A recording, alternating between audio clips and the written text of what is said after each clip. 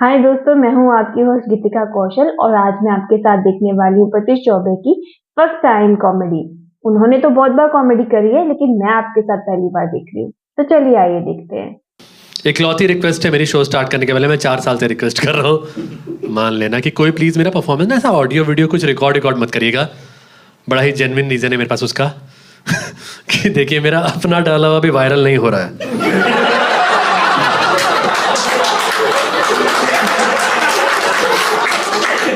और ज़्यादा दुख की बात यह है कि ये वाला अनाउंसमेंट मैं 4 साल से किए जा रहा हूँ।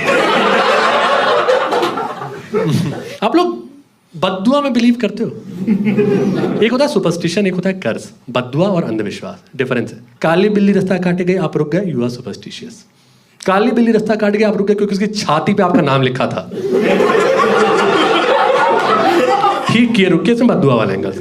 पर हमारे यहाँ बद्दुआ लगी बहुत है। जैसे एक तो जमीन जायदाद को लेकर लगी हमारे परिवार पे कि कितनी खरीद लो टिकती नहीं। बिहार में दादाजी ने 1980-90 में कुछ जमीन खरीदी थी, 40-42 लाख की प्रॉपर्टी थी।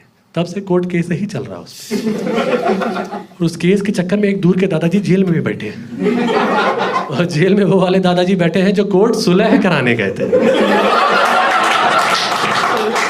पूरे कॉन्फिडेंस में घर में सबको ज्ञान देके निकले थे, तुम लोग कोर्ट में बात करने की तमीज नहीं, वहां सिर्फ हम बोलेंगे।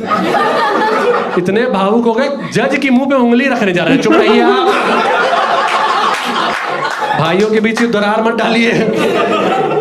है बद्दुआ है, मैं मानता हूँ बद्दुआ में, क्योंकि दूसरी बद्दुआ यही है कि हमारे यहाँ से कोई विदेश नहीं जा पाता और इसमें पैसों वाला एंगल नहीं है। किसी बुआ मौसी ने नींबू मिर्चा लगाया है, हम बॉर्डर से पीछे खींच लिए जा रहे हैं यार। सिर्फ आजादी के पहले दादाजी गए थे एक बार भूटान, हम सब परिवार उसी का शो ऑफ कर रहे हैं कि नहीं हमारा तो विदेश देखा हुआ है। सेम ही रहता, पहाड़ वगैरह होते हैं, अलग थोड़ी। इंजीनियरिंग करी थी मैंने, उसके 9 महीने बाद मेरी 3 IT कंपनीज में जॉब लगी थी, HCL, Wipro and TCS, Tata consultancy services. और मैंने TCS चुनी थी क्योंकि सबसे ज़्यादा विदेश ITs में वही लोग भेजते हैं। मुझे पता है TCS का मजाक भी बहुत ज़्यादा उड़ाया जाता है। जब मेरी लगी थी, मेरे बेरोजगार दोस्त मेरा मजाक उड़ाते थे कि अबे वो तो आधार कार्ड देख के नौकरी देती यार। प्लेसमेंट में स्टूडेंट खुद कह रहा सर छोड़िए ना, मुझे कीबोर्ड ही चलाने नहीं आता। अरे इधर आओ यार, हारमोनियम जैसा ही होता है,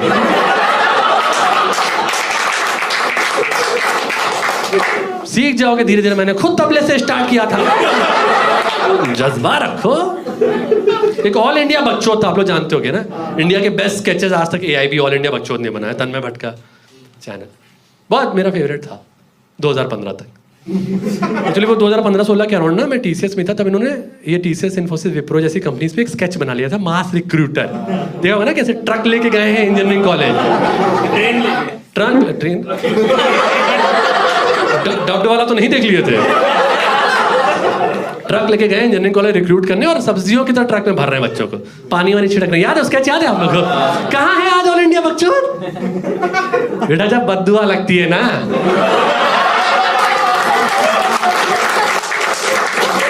बड़े बड़े अच्छे चैनल बंद हो जाते हैं। बहुत बढ़िया कंपनी है TCS, बहुत इतने। और मैंने तो जहाँ से इंजीनियरिंग करी थी, मेरी नौकरी ही नहीं बनती थी, मेरा जेल बनता था। हर कॉलेज में बच्चे नशे करते हैं, इट्स वेरी नॉर्मल। हमारे यहाँ सिर्फ नशा ही करते थे, इतना कि मैंने 3rd ईयर से ब्लड टेस्ट कराना बंद कर दिया था, कितनी घनघोर बीमारी हो जाए कि रिपोर्ट की जगह साला कहीं चार्जशीट ना आ जाए कि ये तुम्हारे खून में मिला है, ये नाइजीरिया में पाया जाता है। एक बार हॉस्टल में छापा पड़ा था, एक कोर्स की किताब नहीं निकली किसी कमरे से। चरस, गांजा, बियर की बोतल, एक 8 साल का बेटा,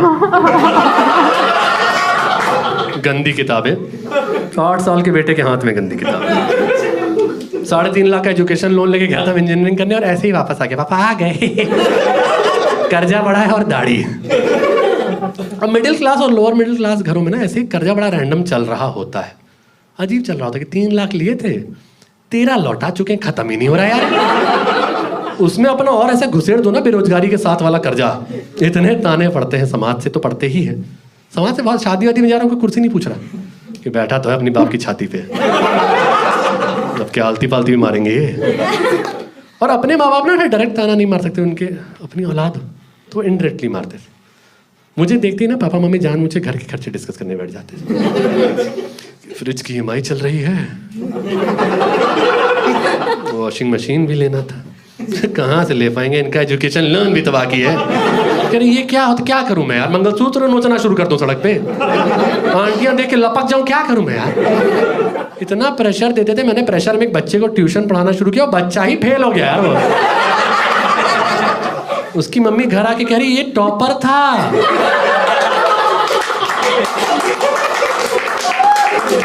इसको फेल कैसे करा दिए यार तुम। हम सोच रहे ये टॉपर था, मैं इसको मंद बुद्धि समझ के पढ़ाता था यार। टॉपर की रैंडम ट्यूशन कौन लगाता है। मैं उसको ऐसे पढ़ाता था, बेटा 40 नंबर लाने हैं कैसे भी। वो कह रहा सर क्या कह रहे हो, 40 से तो ज्यादा ही आएगा। मैंने कहा यही ओवर कॉन्फिडेंस तुम्हारा, चुपचाप 40 की तैयारी करो, बाकी पन्ने ही स्टेपल कर रहा हूं मैं। ऐसे आदमी को ऐसे इंसान को नौकरी मैं बहुत इज्जत करता हूँ यार, टीसीएस बहुत। और वाकई विदेश भेजती है, इसमें भी कोई मैं झूठ नहीं बोला। मैंने 6 साल नौकरी करी एग्जैक्ट टीसीएस में। 134 लोगों को अपने आंख के सामने मैंने विदेश जाते देखा है। पर आप नींबू मिर्ची की ताकत देखिए। 6 साल की नौकरी में सिर्फ एक ट्रैवल अपॉर्चुनिटी, वो भी दिल्ली टू बैंगलोर, और सेम डे रिटर्न।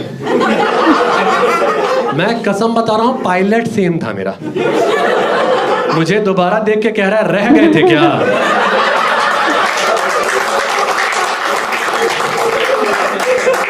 कह रहे पानी की बोतल थोड़ी रह कैसे, क्या बात जी कर रहे हो। जब मेरी शादी हुई थी ना, तब मेरा दुबई का प्रोजेक्ट था टीसीएस में, और 10 लोग थे प्रोजेक्ट में, तो 2 दिन 3 दिन के लिए भेजते थे। तो जो वाइफ ने पूछा हनीमून पे कहा, मनाली डलहौजी शिमला में, कहा इंटरनेशनल रहेगा। 24 जरा इंटरनेशनल वगैरह प्रेफर करते हैं। कि मुझे लगा सबको भेज रही है टीसीएस, मुझे भी भेज ही देगी, 2 दिन तो उसी को मान लेंगे, और ऐसे अपने इंटरनेशनल रास्ता जैसे ग्लोबल जो है ना रिप्रेजेंट करेंगे। चौड़ में बोले थे कि हनीमून पे तो हम पक्का विदेश जा रहे हैं, और गए थे मेरी फेवरेट सिटी फाइनली, अमृतसर। और शाम में वाघा बॉर्डर गए थे कि सोचे कम से कम वाइफ को पास से ही एक अब्रॉड दिखा तो दे। प्लान मेरा दुबई का ही था। मुझे लग गया था एक पॉइंट पे कि टीसीएस में ताकत नहीं है मेरी किस्मत से लड़ने की। मैंने अपने 2 लाख रुपए लगाए, अपनी वाइफ का वीज़ा, होटल, ट्रैवल सब कुछ कराया, बट कोई पासपोर्ट तो यूज़ किया नहीं थे, कोई खानदान में ही नहीं किया था। तो कभी देखे नहीं कि मेरे पासपोर्ट में ना प्लेस ऑफ बर्थ में उत्तर प्रदेश कॉमा उत्तर प्रदेश लिखा है। आप पैदा हो रहे हैं गांव में, शहर में, मैं बाकायदा स्टेट में पैदा हुआ हूँ। और मैंने ऑनलाइन वीज़ा करवा लिया। एक बहुत फेमस कंपनी है, सबसे फेमस कंपनी है, ट्रिप विप कराती है, तो मैंने उनसे वीज़ा करवा लिया। और मैंने ऑनलाइन वीज़ा फॉर्म में एक्चुअल प्लेस ऑफ बर्थ लिख दिया, रेणुकूट।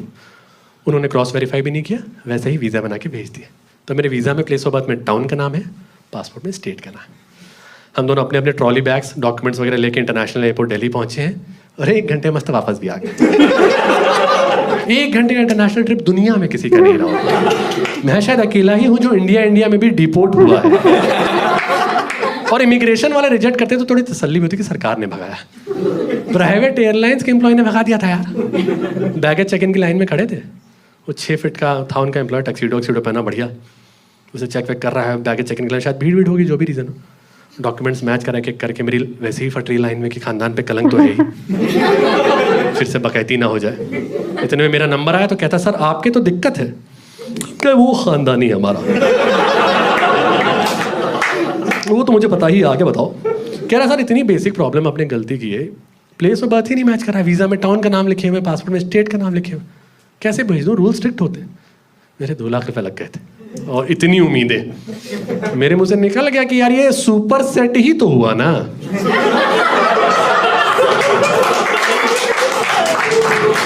सुपर सेट ही हुआ ना, टाउन जो होता है सर इधर देखिए, वो स्टेट के अंदर ही तो आता है। गलत क्या है? कह रहा सर फिर तो मिल्की वे ही लिख देते। गलत क्या है? और अपनी जगह दादाजी का मैं क्या बदतमीजी है यार, मैं जलील होने आया हूँ क्या यहाँ पे? लोग खुसूर फुसूर करने लगे, अपना चेक इन छोड़ के इसको देख मेरे को देख रहे हैं कि यही बढ़िया है, ये ज्यादा इंपॉर्टेंट है। पीछे एक सीनियर सिटीजन कपल था, वो तो बदतमीजी बता रहा था यार, ये क्रिमिनल होगा क्रिमिनल।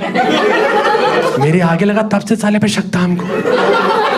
सुन रही हो, ऊपर जाता हाईजैक वाईजैक कर लेता। हम कहे हाँ अंकल हाईजैक ही करने तो जा रहे थे, साला डॉक्यूमेंटे नहीं मैच हुआ यार।